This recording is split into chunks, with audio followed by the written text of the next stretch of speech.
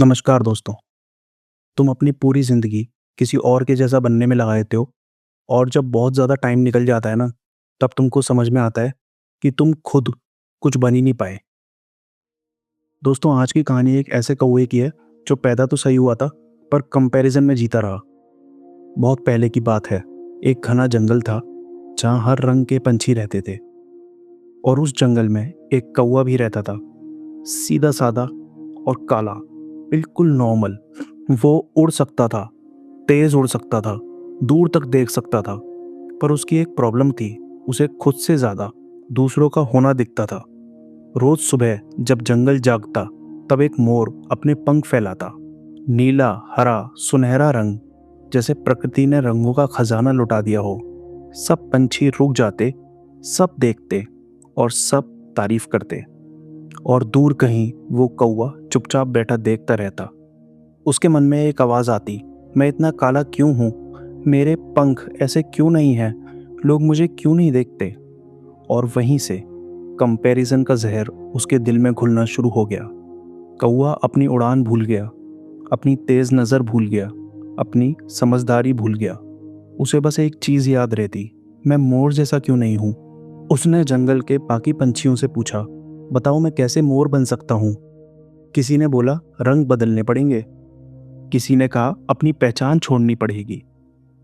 और कौवा ये सब करने को तैयार हो गया। उसने अपनी उड़ान कम कर दी क्योंकि मोर ज्यादा उड़ता नहीं था। उसने अपनी आवाज छुपा ली क्योंकि मोर दूसरी आवाज निकालता।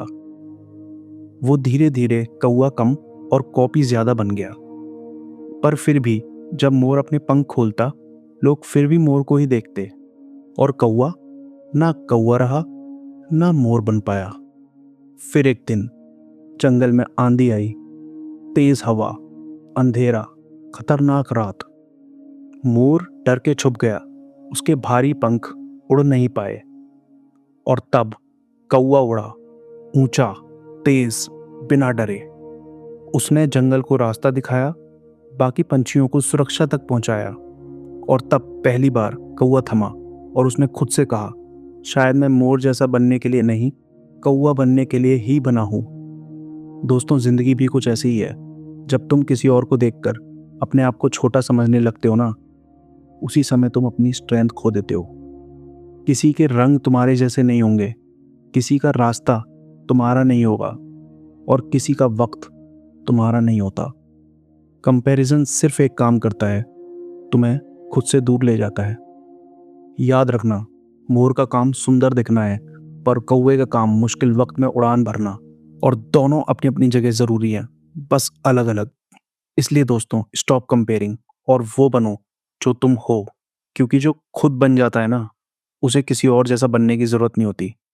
तो दोस्तों, आज की वीडियो में सिर्फ इतना ही। मिलते हैं अगली कहानी में। तब तक के लिए अपना ख्याल रखिएगा। Take care.